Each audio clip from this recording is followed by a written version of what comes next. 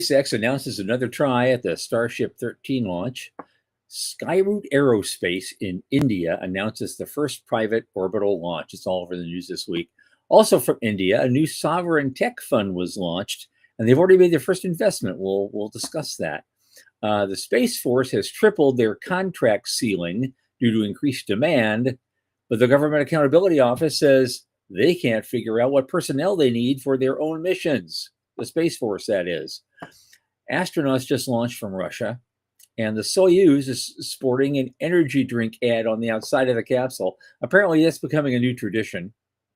iSpace US and Draper just ended their NASA CLIPS partnership. Jared Isaacman, interestingly, just personally donated $500,000 of his own money to the Astronaut Scholarship Foundation. Interesting outfit. I didn't know about them, and they've been around for 40 years. My God. British taxpayers are taking a big hit on their homegrown Starlink rival. Here's a weird one. Under the current NASA plan, apparently, astronauts marooned on the moon could be abandoned. Let that sink in. And can Starlink ever be beat? Well, the Chinese and Russians think they have a plan. All that, and our guest, Dr. Dan Garretson.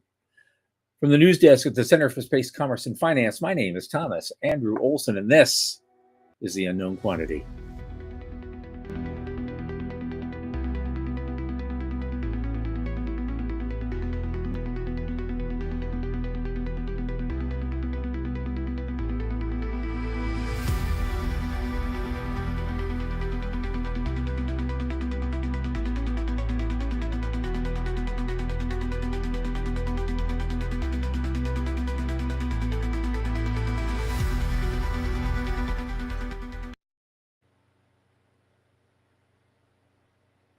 As you know, this program is brought to you by the Center for Space Commerce and Finance. And what is the Center?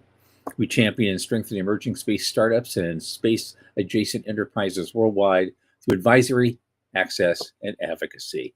Our legendary pitch events and world-class boot camps fortify startups to be better investor-ready. Now, a lot of our work, especially this podcast, is supported by our listeners and fans like you. So just go to cscf.space/support. And click this plain as day donate button. A little in the tip jar each month makes a big difference. Or a big thing in the tip jar each month will make an even bigger difference. Don't forget to like and subscribe and tell your friends. And speaking of friends, my longest space friend, Michael Lane, is not with us today. Unfortunately, he has a family emergency, and we wish him well in handling that. But not to be outdone, our able producer and overall great guy, Sean Key, is going to be filling in. So come on in, man. There he is. Yeah. How you doing? I feel like the backup quarterback. Everybody hates me till it's time to come on. Well, you know what? When Joe Montana was down, who came in? Steve Young. When Joe Montana retired, who came in? Steve Young. And then he got a great backup quarterback. So you know what? Yeah. These things happen. Thanks for doing it, man. This is great. It's a pleasure. Yep. Okay, who we are? Morty's here. Hi, Morty. Hey, Morty. Look, Mom, I'm on TV. Appointment television. Here we are, man. Okay. I guess we'll just dive right in. Right now, the first one is a pretty softball one. SpaceX announces a new target date for the 13th Starship launch. They're announcing the next launch attempt will be this coming Friday, July 24th. But they said they could launch from their Starbase facility as early as Thursday, which would be interesting because we'll be back here on Thursday. So, yeah, let's hope we don't jinx it. Okay. It always seems to happen, doesn't it? Yes. We've jinxed like 3 of them, and we actually were there for one of them. Yeah, and that was it's always like, hey, there's a launch right before the show. Oh, they scrubbed it. I guess the crew had to watch the show. Right. Yeah, that's what it was. Really, we just scrubbed it so they could all watch the show. And if that was true, Why aren't you donating more? Come on, guys. It's tax deductible. Come on. Exactly. Yeah, I need some new shoes. Yeah. I mean, $100 each from their entire crew. That would make our year, I think. Yeah. Okay. Let's So see that's here. that. Really, the interesting news today is coming from India over the weekend. An outfit called Skyroot Aerospace. They launched their first private sector orbital launch. There we go. How to continue to the site. Skyroot. Yep, there we go. Well, this I like this. I like seeing the other, especially like India, and we get more and more. Besides the regular players into the industry, we're starting to see the development in other countries, and that's great. I personally, I'm loving it. I know the word sovereign makes Michael shake a little bit, but it's happening. It's happening everywhere. Yeah, but I think it's important. You have a right to your country's identity and to cherish it and enshrine it. But I mean, the whole thing at the end of the day is that we want to excel at what we do. But we also want to cooperate. So there's a balancing act between the two. So while I understand that some people get upset about sovereignty, I just think it's a natural thing. It's part of our history. That's what I think. Yeah, absolutely. But given the situation, we've seen this private company do their first launch. Obviously, like we launch from NASA-owned property. They're launching from ISRO-owned property in India. I don't think we pay enough attention to what's going on with ISRO and with the private sector community. I think that's an oversight I'm going to try to do something about in future months and years. Because something else happened as a result of this launch, not as a direct result of it, but it's kind of a piggyback. Right. About the same time, an organization in India called the Antarish Venture Capital Fund, and it's managed by SIDBI Venture Capital Limited. They've executed an opening investment. They have a fund that wants to invest in some space stuff. They have like it's about, I don't know, maybe a $20 million fund, maybe a $50 million fund. I have trouble sometimes translating their currency because they have this word called a crore, CRORE. I had to look it up. A crore is their word for 10 million. So I presume a crore is then 10 million, rupees, and they have a new fund with 500 crore. I think it came out to about $50 million, which is not chump change. And they've already made their first investment in a company called Garuva Space, and they're a space engineering solution provider. And what they got was the equivalent of about 6.2 million US dollars. So that's not chump change either for an initial investment. Yeah, that's actually that's pretty good. They're serious, and they're taking it seriously, and they're trying to help build through their own private sector, their own sovereign capacity. So that's cool.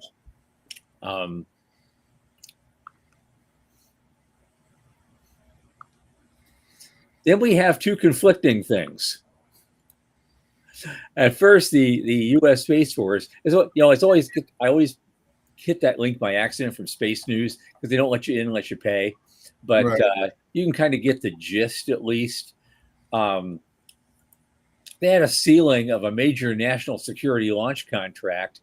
They just tripled the ceiling to $17 billion as the military prepares for a sharp increase in satellite missions.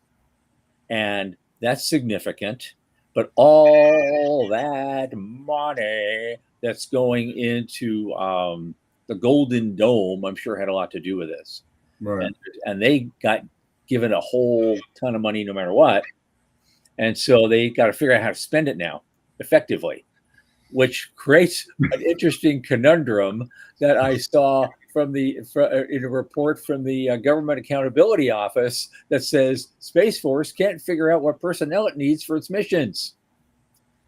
They're seeking more money in headcount, but thousands of the so-called required jobs went unfilled last year, and they're still unfilled.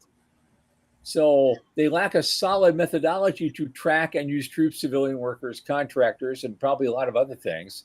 They have not established a process or a guidance to consistently and accurately determine its personnel needs to accomplish its missions. The GAO just put out this report last Friday. Well, I don't know what to say about that. It's just like, hey, you're given just a crap ton of money and you don't know how to spend it. I've never seen this before. Yeah. I have a suspicion it has to do. So my son is in the Air Force, and he works in a field that's closely related to space. And he said whenever they came along with the Space Force, they took the ones that they're really brainiac ones that really couldn't really function in the Air Force and took them to Space Force. And they do all the digital stuff, right? Yeah. And he goes, the rest of us that can actually function amongst regular people, we got left in the Air Force. And when you bring that up and they're like, they can't figure out, well, it just makes me think there's a gap there somewhere. Yeah. Just a little one. Yeah. Just a little one. Yeah. Oh, yeah. Oh, God. But yeah, I mean, so they get the money. I think what it is you get an infusion of money rapidly, and you're trying to spend it as quickly as you get it. It kind of leads to I don't have enough people. I don't even know what I need to fill. Yeah. So I think they're still figuring out what they need in this process, because you get big dreams, but you don't have the big plans to go with the big dreams, so you got the big money. Mm-hmm. So Catch-22. Yeah, I know. So there is that. See what I mean about the news being so weird tonight? Yeah. So astronauts launched on a Soyuz rocket had an energy drink ad on the outside of it. And apparently this is becoming a Russian tradition. Capitalism, baby. Yeah. And there was an ad for Limonade, Lit Energy. And there it is. And it's in English even written on there, Lit Energy.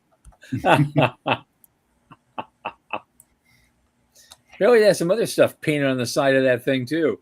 Man, there would be Pizza Hut. There'd be all kinds of things on the side. I know. Well, that was the joke way back when we still had the shuttle. We should we should sell ads and stick them over the shuttle. And that imagery looked funny.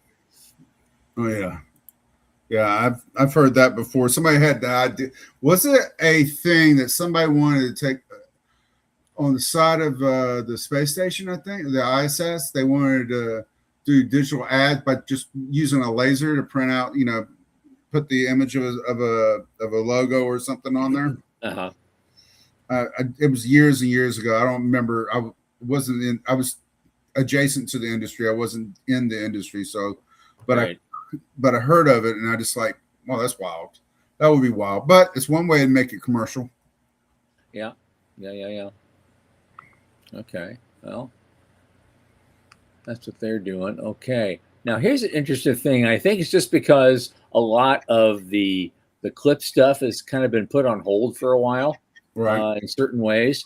But iSpace US and Draper had a partnership to develop a lunar lander for the NASA's commercial lunar payload services. Well, on July 15th, they said the two companies had mutually agreed to end their partnership to develop a lander and fly it to the moon.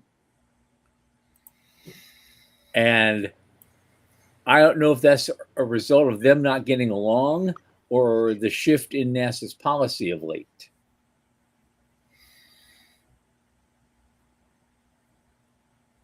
I suspect it's probably a little bit of both. Yeah. I think the shift exposed the stress of them not really getting not merging together as a partner. Yeah. But that's just a suspicion. It's just not. Yeah. Don't take it for But gospel, folks. I'm just that was gossiping. that was the experience of COTS. Orbital Sciences and SpaceX came out of COTS, but Right. rocket plane Kistler, oh man, they crashed and burned so hard Yeah, because they couldn't figure out how to work together. yeah. Well, that's with any business in any industry. That you're going to have that. Wells Fargo. Honestly, it's not really Wells Fargo. It's just Wells Fargo by name. When they merged with the Northern, I forgot the name of the bank up in North. It was the winner of that was the management of that bank, not Wells Fargo. They just really kind of kept the branding name because it had a stronger brand. And then that's before Wells Fargo had all its problems, with making fake accounts and all that. And I can tell you some stories about that. I know them pretty well because I had to go clean up the mess. Oh, but okay. All right. But the management kind of pushed out the Wells Fargo management, and then you're left with their attitude towards turning the bank into stores instead of being banks. And then same thing happens. Chrysler and Fiat, they are still struggling with. They're not quite merging together. Yeah. It looks like Dallas Beanhoff has the answer for us. Right there. Draper won the CLPS Award and hired iSpace to build the lander. And the reason was that iSpace had issues with their engine development. So they had to redesign the lander, which pushed the launch to 2030. Oh, that's cool. So they threw up their hands, I guess. And for the rest of the story. Yeah. That's the cover. Yep. We're going to tell them that. Yep. I'm not going to tell them I hate you. I'm just going to tell them that. Yep. That's our story, and we're sticking to it. Exactly. Okay. But no, it seems to be legit, though. I mean, that would make a reasonable sense. Yep. Well, I guess I never heard of this for a long, or maybe I heard of it and I just forgot. There's this nonprofit called the Astronaut Scholarship Foundation. And it's, for it's educational stuff and a whole bunch of other things and tries to encourage kids to get involved and stuff like that. Apparently, Jared Isaacman, on his own dime, just made a transformational $500,000 personal commitment to the foundation. And in their entire 40-year history, that's the largest one-time individual gift. And so they're pretty happy about it. And I thought it says a lot about his character as well. So I was happy to see this. He's really, he's done a lot for the industry. He's really putting his money where, his mouth is. Yep. He's stepping out there and trying to, as I say, and then one of the things I hold dear to me, you have a responsibility to be a steward to the industry if you want to be a part of the industry. Yep, absolutely. And he's being a very good steward. And continues to be one. Yeah. So I hope he sticks around a while. All right. Actually, we're making good time here. This is great. Yeah, because I don't go off on tangents like Michael does. Yeah. I'm not yelling at the screen. Stop, Michael. We have a time limit. I know. God, it's just like it's so. Yes, Michael. If you're watching this, I am picking on you. I'm just kidding. We love you, Michael. We just we got to tease a little bit. Yeah. Well, the next one is here's one about money. It doesn't look good for them. Apparently, the British taxpayers got on the hook for 340 million plus pounds to invest in, quote unquote, a rival to Elon Musk's Starlink turned sour. So they were talking about it's a combination of OneWeb and somebody else, because that whole page was on there for me just 3 hours ago. And so now they want a bunch of stuff. So okay, that when Well, web slumps. And I had the whole page available just 2 hours ago. That's what it was. It was OneWeb, which has always been having problems, and another outfit that they had that was helping them. And apparently, they're not doing very well. They're not keeping up. As you can see from the share price, it went way down. Yeah. So I don't know what they're going to do. Maybe the Chinese and the Russians will have better luck. We'll find out then too. But before we do that, this is a weird thing. It's in Forbes. It says astronauts marooned on the moon could be abandoned under the current NASA plan. There's a fundamental flaw in their master plan for the lunar landings that could prove fatal to the first American astronauts set to touch down on the moon in 2028. And that says people at the Office of the Inspector General. And that's vaguely important. Because I know a guy who's like 90 something. He was an Inspector General back during the Apollo days. So I heard stories. And it says, while NASA is taking steps to prevent catastrophic events from occurring during the Artemis missions, at some point in the future, astronauts will likely encounter a life-threatening emergency in space. And NASA may not have the capability to rescue the stranded crew when that happens. So it's basically, but that was the case in 1969. The 57th anniversary of which is today. So, right. How much does this matter? I think that's just somebody stretching for news because, we're inherently, there's a group of people on the fringe of being a humanity that's willing to take life-threatening risk to push the envelope, to help humanity expand. Yep. I mean, I'm not sure if I'm one of those guys. I know I've jumped out of airplanes. I miss doing that. I've been in hostile fire zones where people threw lead at me very angrily. I've been in firefighter. I've done that. I've been a blue collar guy to about my mid 30s, and then I tried to transition over to this white collar thing. I feel like an outsider half the time, but there's people that are willing to take their risk, and this is something we know, Mm-hmm. And I just think that sometimes the news is just trying to capture something that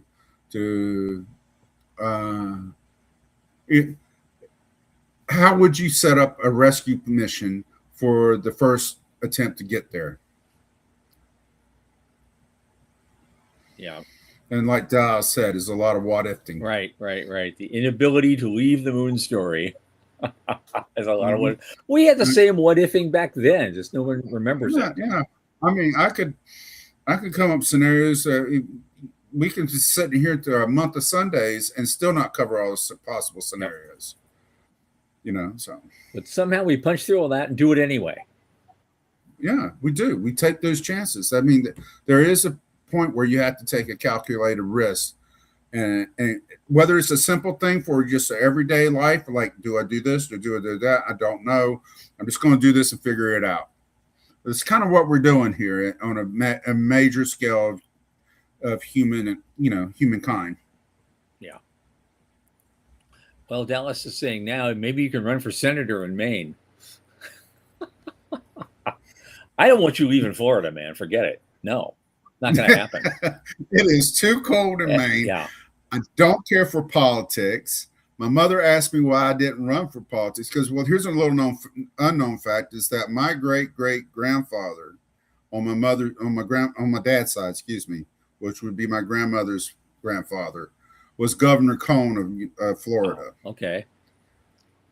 And so I got a picture of my son shaking Barack Obama's hands at his graduation from the Air Force Academy, and my dad shaking Bill Clinton's hands when he came to Jacksonville, and the unions were lining up because my dad was head of the millwright union out of Jacksonville.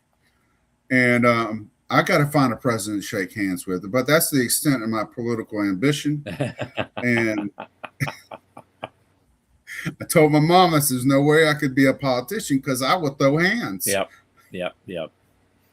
Okay. Final thing. So this is from National Review.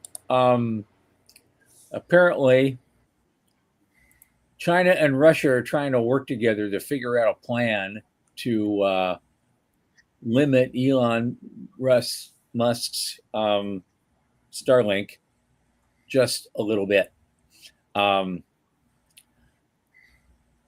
So they had some, I guess, some documents came out. They made claims to be some sort of neutral in the Russo-Ukrainian war, but they're supposed to have a report that's worth.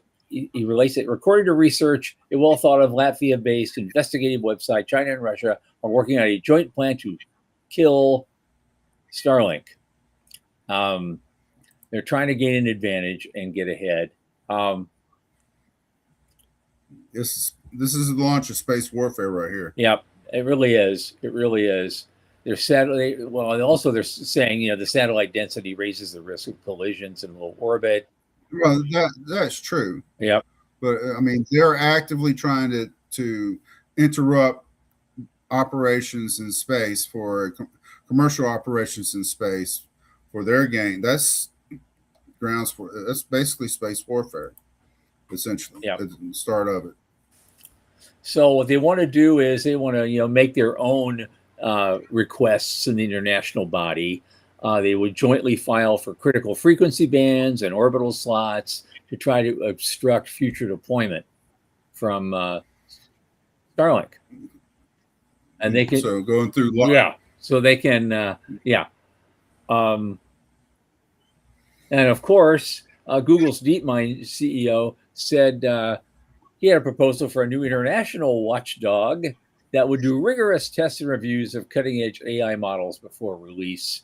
And of course, they say it's plenty of reasons why that's probably a terrible idea. One of them is the advantage it would hand Beijing, which has no interest in playing by the rules by others. Yeah, and that's the reason why So I'm not one of those who are anti-climate change. I am very much so. I do believe the climate is changing and we have an impact on it. But our impact compared to some of the other players is less. Mm-hmm. And they have no incentive to follow the rules. Right. They get a free pass. China and India especially, they get a free pass every time. Yeah. And there's no way to enforce it. Are we going to just chop our foot off out just by being a good sport? Yeah. I know. In those circumstances, I just understand why that's unenforceable, and it's not practical to sign up with any of those agreements. It's irrational to do so. Well, I always think in terms of we are all descended from people who survived in Ice Age with nothing but furs and flint and sticks. So this time around, we learn how to swim. And so this time around, we know how to swim. We have education, supposedly. We know how to build air conditioning. We shouldn't have to complain too much. We should be able to figure things out. Well, it's the modern age. We like to complain.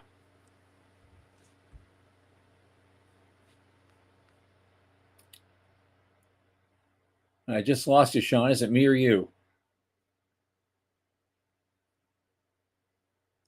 Oh dear. In some factories, there you go. 17-hour day, 15th century diseases and stuff, the black lung, and I got the clip, it's just no sense of, we have made so much progress and we're only going to get better. It's just always boo-hoo, we're terrible. And that's just, to me, it's a crock shit, basically. Okay. Let us move on to our guest this evening. Yes, sir. Our guest is returning guest, actually, Dr. Dan Garretson. He's a space economy and defense strategist, and he's coming here with an update on his new initiative, Orbital Progress, which did not exist the last time we spoke with him. So I can't wait to hear about it. Dan, come on in, man. Right here. There he is. There he is. Great to see you.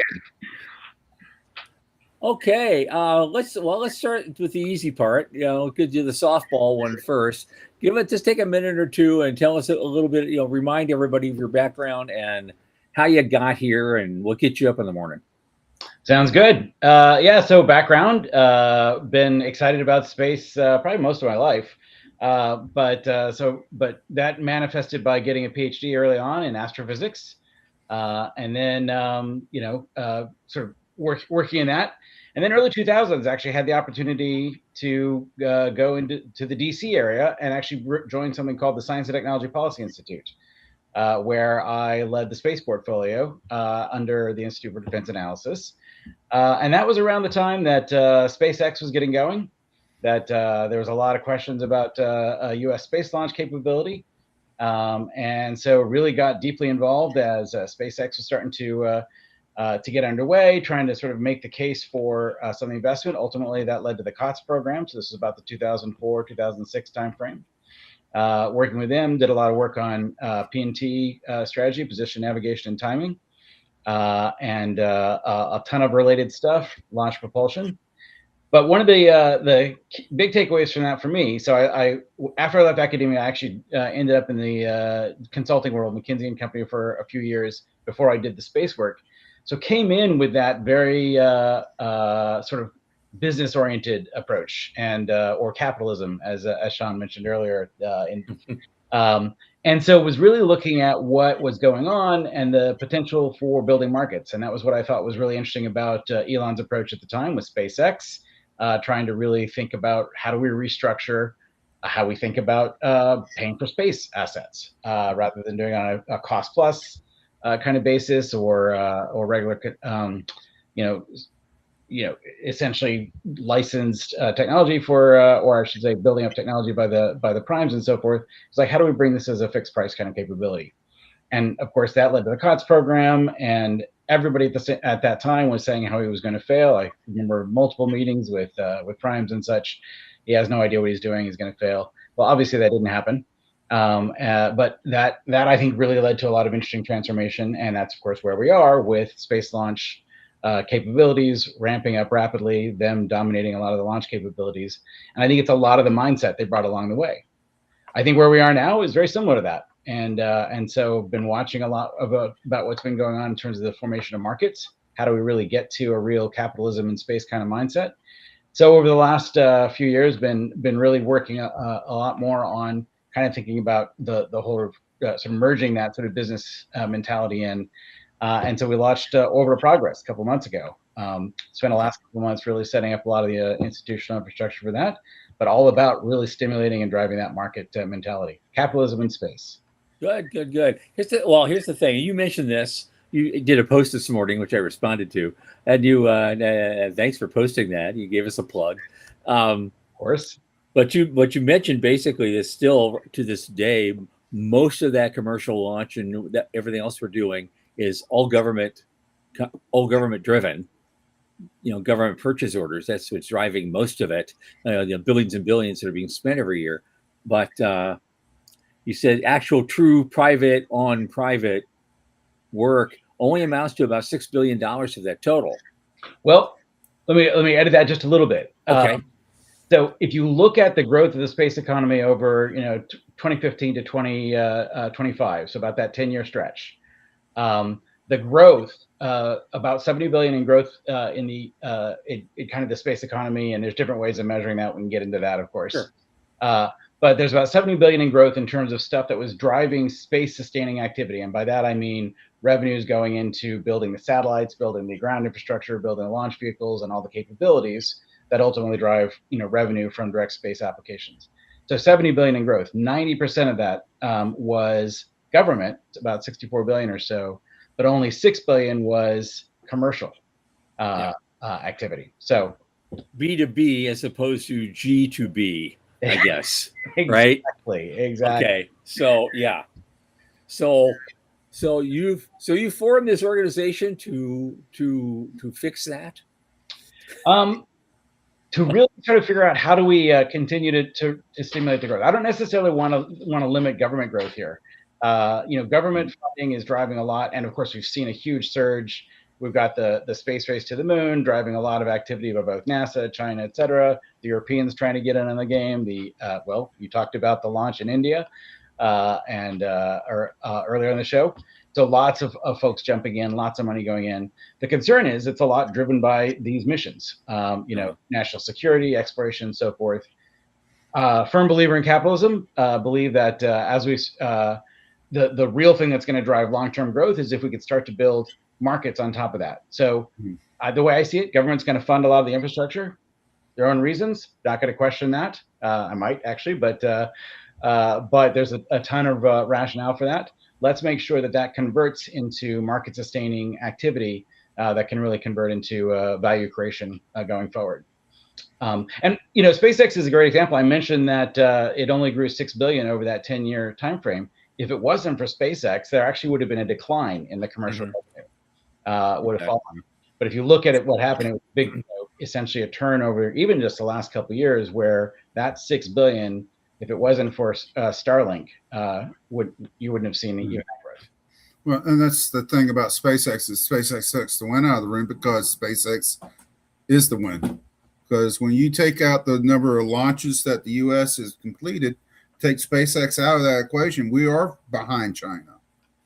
Yep. And I champion that. I say that constantly because I want to hammer home SpaceX success is great, but it's great for SpaceX. Yep. And we have to capture the opportunity that SpaceX shows as a community, as an industry. And right. That's what makes me wonder though, because I saw something, I wrote about it. I saw that the way SpaceX went, they integrated their vertical value chain to a point where it's not really SpaceX as a space company, but SpaceX as an AI company. SpaceX AI. Yeah. And so is it a tech play? And they just happen to operate in space. And if that's the way forward, are we going to see pharmaceuticals do this? Are we going to see other space companies do this? And they're just going. Space becomes a domain, and not necessarily the industry that we think of right now. Which I think that's actually the great outcome, right? So if it's now an enabler, but it's a key enabler. Mm-hmm. The way I think about SpaceX is they got to space, they didn't find some vast commercial market, and so they've been building it with Starlink, starting point, and we'll see if space-based data centers become that next major market that they build. Yeah. That's a hard one. I just want to caution everybody on the idea of space-based data centers. It's not going to look like what you think it is. If it does it's definitely not going to be Connex boxes in space. And that's because of physics. Yeah, because of physics. Physics is a constraint you can't get around. But there's engineering that you can do. Is it economically viable? We don't know. Maybe the conditions will change. But it doesn't prohibit. It just tells you what you can and cannot do. Yeah. And because I came off the fence, I said it's going to happen. I hear everybody make a comment. Well, somebody obviously didn't pay attention to physics. Somebody needs to ask my son's an astrophysicist as well. He got his degree he got conferred his degree just recently. Oh, nice. Yeah, out of UNLV. I think his was he come up with a process where you measure the nuclei instead of doing 27,000 cuts, you just do it in one clump. Something like that, out of a black hole or something like that. I don't know. I kind of phased out a little bit through his dissertation defense. I'm trying to hang in there, and I'm like, oh my goodness, put some dollar signs in front so I can understand what's going on here. Yeah. Okay. Yep. I know we got a good stream of consciousness going here, and I like it. So, but before we start streaming again, Jason, one of our listeners here, has had a question I thought was interesting. He said, is SpaceX an isolated situation? Has launch costs actually been reduced, or is it just being temporarily influenced? I mean, I would say depends on how you define that. For them, for SpaceX, launch costs are definitely quite a bit lower than elsewhere, and that's part of why why a lot of what they're doing is so viable is they control their own launch stack at a lower cost. Yeah, they've been doing that they tailored their company that way. They bring in the outside suppliers and make them part of the supply chain so they control costs and I don't know. It's going to be an interesting case study of SpaceX that now that we have the IPO, we can actually get a lot more detail about the company than we ever had openly. And now we can sit down, and I'm just kind of curious what this business studies are going to show. I'm hopeful that ultimately we get a couple other providers going. You start to get that competitive flywheel going, and we start to see those launch costs start to be reflected in the way others start to operate as well. Yeah, I hope so too. I think Rocket Lab, is working at emulating that same type of stack. And New Glenn, I know Michael's a fan of New Glenn, but not New Glenn, Blue Horizon. Blue Origin. Blue Origin, excuse me. But it's getting late. I'm tired. Blue Origin. But here's the deal about Blue Origin. Amazon is Amazon.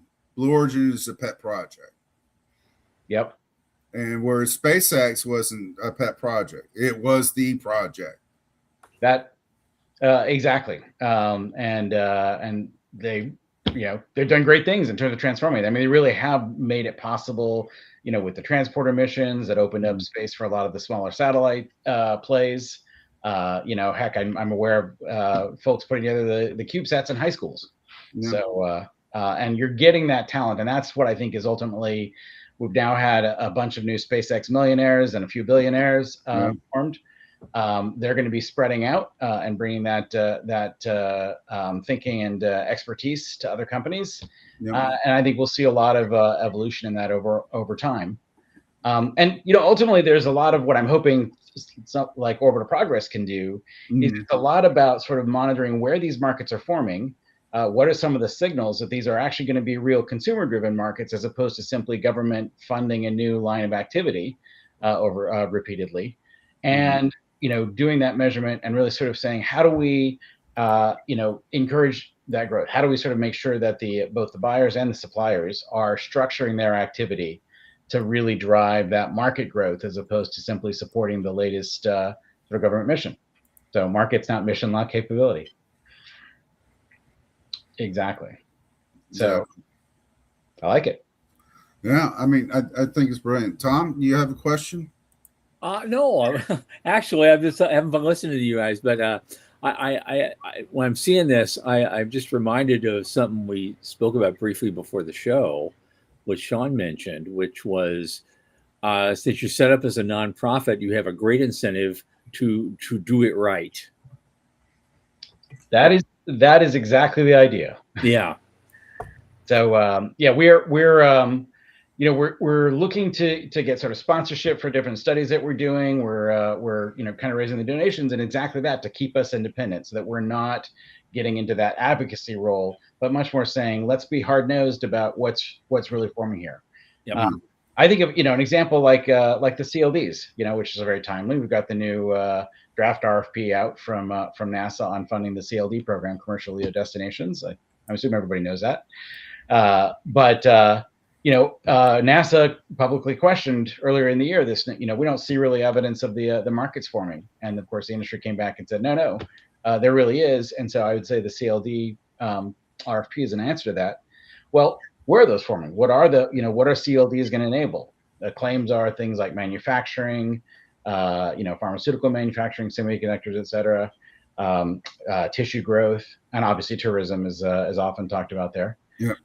What are the signs that are going to show those are going to be really viable markets? And how do we start to nurture where they're happening? How should NASA be structuring their flow of activity to validate and prove out the markets over time? Kind of what what the COTS program and and the other commercial procurement programs are, setting milestones for saying this is where we know it's happening in a positive way, and let's enable the next step then. Okay, so basically, what you're saying you're going to do, you're going to go do a deep dive under the hood of the CLD proposals and what they really expect to get out of this. A deep dive, and also it's looking at where those markets are emerging, so being able to track that, so visibility, but then engaging the ecosystem to really bring that thinking, that commercial mindset. It's a lot of space companies, reasonably so, they're all about where do we get the next government contract, because that's what's making a lot of it successful. But how do we turn that thinking into how do we make our product sufficiently repeatable, standardizable, that we can actually now sell it to multiple scale, etc. Yep. Okay. So bringing that thinking to a deep diving into that whole process, laying that out, and then driving the activity forward. And this is what I appreciate about the site when I started digging through it, is that because you don't have to compete with narratives, you just have to focus on first principles and work your way through that way. To me, that's refreshing. I mean, I've coined the term, phantom finance, and then there's actualized finance. Is whenever everybody talks about money, but has it really been deployed?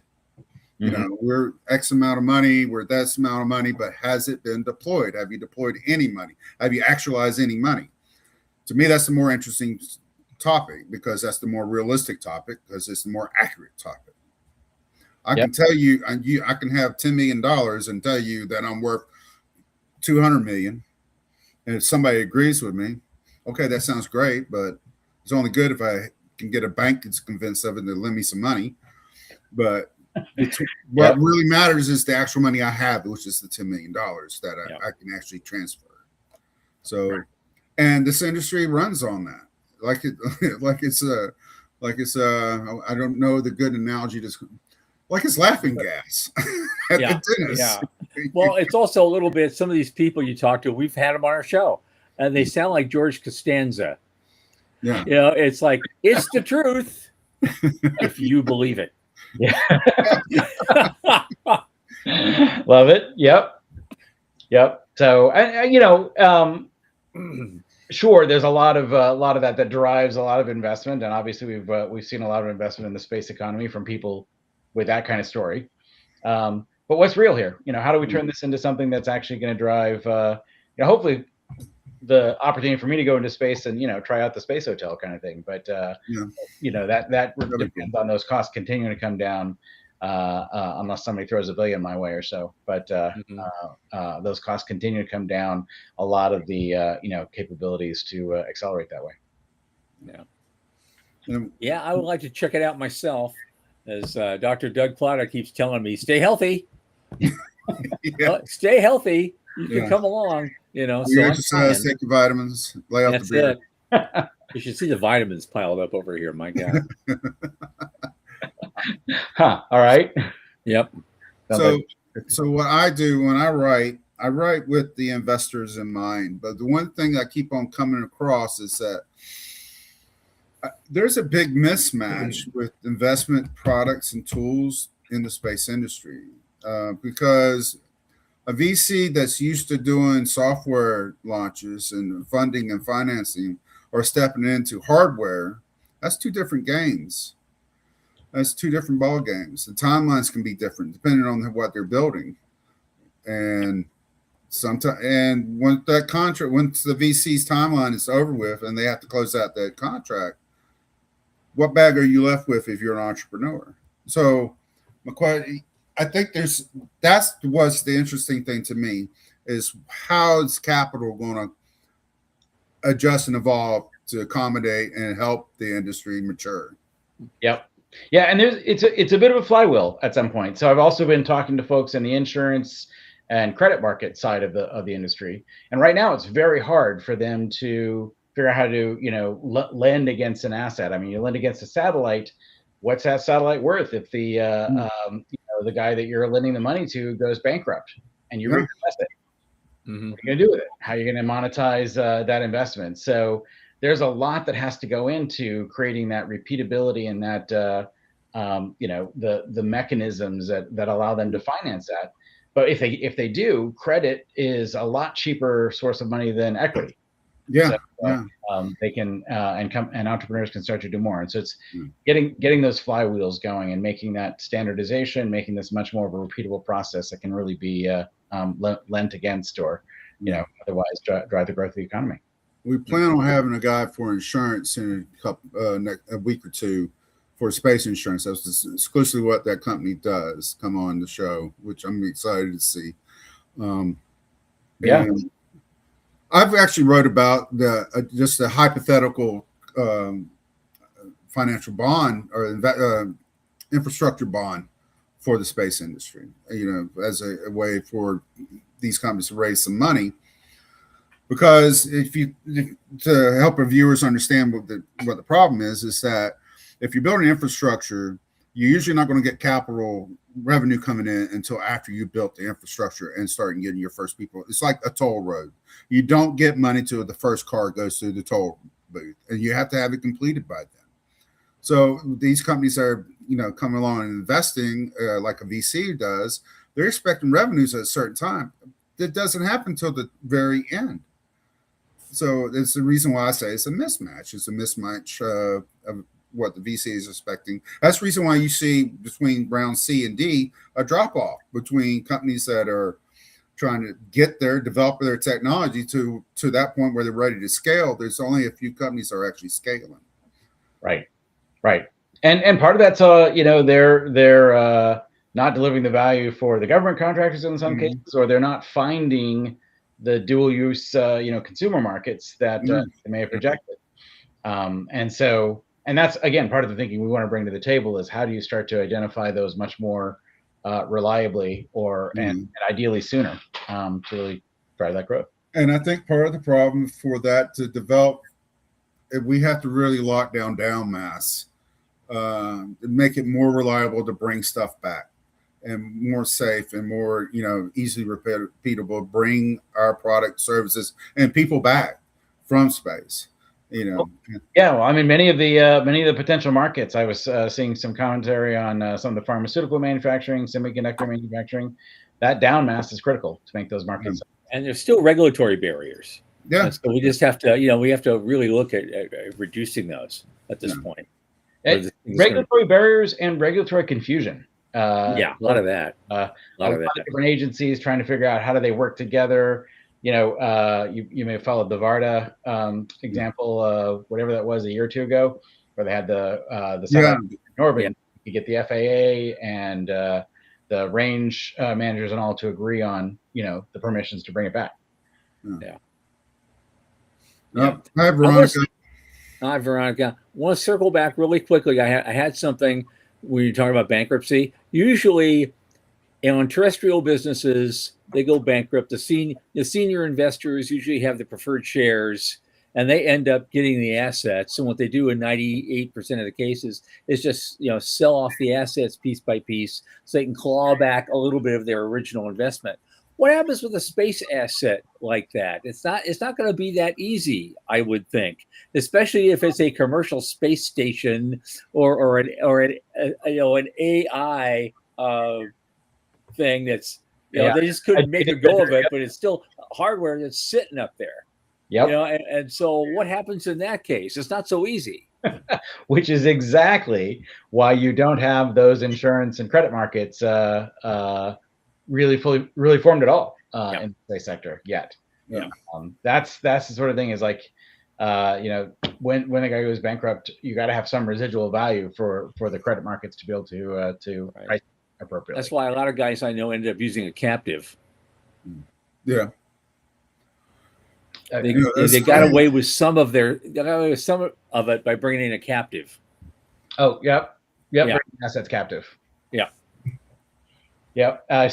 is why Varda returns to Australia. Exactly. I thought. So basically, what we need is a repo man or woman for space. That's what you're telling me. Well, that same guy driving that car. Yeah, that's it. I'm going to take that satellite back, buddy.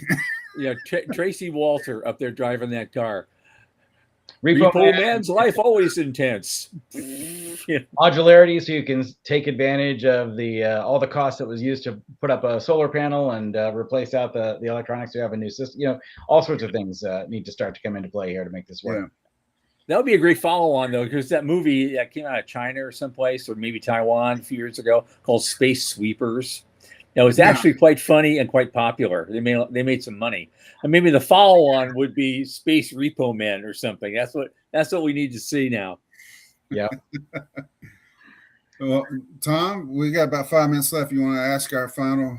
Oh yeah. Oh yeah, we're getting to the end here, guys. It gone that fast? Okay, Yeah, we could there's kept something on standard going. we do, and given what you're currently working on, I'd love to ask you this question. We always do what we call a 525. Let us know what your world looks like, or the space world looks like, the space business, community, the industry. What does it look like 5 years from now, and 25 years from now? So the big thing that I'm looking for is the growth of real competition. So we talked about launch earlier, and the fact that SpaceX is the only one that really seems to have driven down the cost substantially. Looking for other launch vehicles, I think we'll start to see some being successful in that time frame, starting to show some real potential competition. Obviously, we hope that Blue Origin is able to get flying again and start to get the flywheel going there. Rocket Lab, we talked about earlier. I'm very optimistic we'll start to see that kind of competition driving that growth, and then turning that into some of the repeatable capabilities. I'm optimistic we'll start to see growth in things like Earth observing. I think there's some really interesting use cases emerging. And so we'll start to see some real evidence of markets beyond just the core communications that really is the only real example of commercial markets: communications, broadcast TV, broadcast satellite, and so forth. Those are great, but let's start to see other capabilities, and I think we will over that time frame. Start to see signs at least. Sure.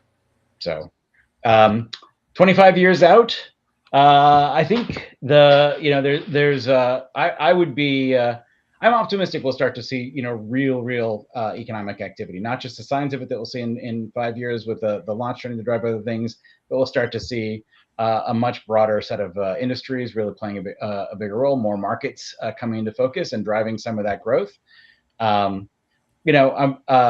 Is it going to be things like manufacturing? I'm optimistic that we'll find some of the use cases that really do add a lot of value based on space, and we'll start to see some of those kinds of use cases emerging. Manufacturing, pharmaceuticals, tissue growth even. And if we see the decline in launch costs, if Starship gets flying, if New Glenn gets flying and things like that, and we see things going down, I'd hope to see some real space tourism. Not sure we'll see it on the moon. That's still be the billionaires, the Jared Isaacmans of the world, maybe going to the lunar vacations. But hopefully at least in the orbit, in orbit, we'll start to see more of those. Okay. Well, Jason just posted 5 years, 100 people in space, 25 years, 100,000. This is something that we never talked about, but some people bring it up. How many people do you expect who are going to be in space? So, because I think the max is 73 people in 1 year. Over the year, I mean, is it? Yeah, I don't know the number off the top of my head, but I actually would be in line probably with Jason. That would be about what I would expect to see in that time frame as well. A lot of it's still going to be concentrated in orbit as opposed to on the moon, but much more activity, and that type of growth seems reasonable. Cool. Okay. Do you see manufacturing in general, terrestrial manufacturing, moving into space and just taking it off the Earth for whatever reason, just to help clean things up? I am optimistic we'll be an off-world species in the next 50 to 100 years or something like that. So we'll see everything going into space in that case. Yeah. Now, in the near term, that's and what would we see is kind of the other side of it. Some of it would be, is it going to make sense moving into space? But things like a lot of heavy manufacturing, why not? So that assumes that we get the launch costs down and things like Starship flying, more competition, a lot of the flywheel going, which I'm of course optimistic on as well. Yeah, cool. Yeah, I definitely see electronics going up there because the stuff they make is made out of materials most of which are just as easy to find on the moon as they are, or in the asteroids as they are anywhere else. And they might, if they're already in orbit or even out in cislunar space, they've got better options at supply chains than they might otherwise. Yep. We're at that early stage of uncovering a new market, and this is kind of like discovering the new world back in the whatever it was, 1500s, 1600s, and starting to figure out how do we get there reliably, how do we fix navigation in those cases or whatever. Now we're figuring out how to get there reliably, start to build up the infrastructure, and then start to figure out where it actually adds value. Right. because the Industrial Revolution didn't happen for another 200 years. There you go. Once we arrived. So and we're doing it again. We're doing it again. A new Industrial Revolution. Lots of experimentation and figuring it out. Absolutely. And on that, Dr. Dan Garretson, thank you so much for coming. Thank you, sir. I love what you're doing with Orbital Progress. So we will definitely have you back when you maybe reach another critical milestone and hear what you have to say on that. That aspect. And stick around for after the show for a few minutes. We can talk. Yeah. Okay. Yeah, we always do a postmortem. I don't know why they call it that, but we do that. We're not dead yet. All right. Dan, thanks so much. My pleasure. Absolutely. Okay. So interesting. It's going to be an interesting show on Thursday. We're, in addition to being potentially graced with a Starship 13 launch, if we're lucky, Michael Camp, the CEO of Honeycomb Hydro, will be joining us. He's going to talk about biological stuff and agricultural stuff and stuff that he's been doing actually in a completely different industry, which is the medicinal cannabis industry. And Weed in space. That's it. Weed in space. We're going to be talking about that. And because I think actually hemp is basically God's plant. It can provide you with just about anything, and it replenishes the soil as it goes. And so that should be the biggest, maybe not a cash crop, but it's certainly a sustainability crop on places like Mars. And so we'll be talking about that. That's going to be a lot of fun. And on that, for Michael Lane, who couldn't be with us tonight, best of luck to him and his mom. Sean Key, head of production, thank you so much for being with me today. Pleasure, man. Pleasure. And I remain Thomas Andrew Olson. Keep watching the skies.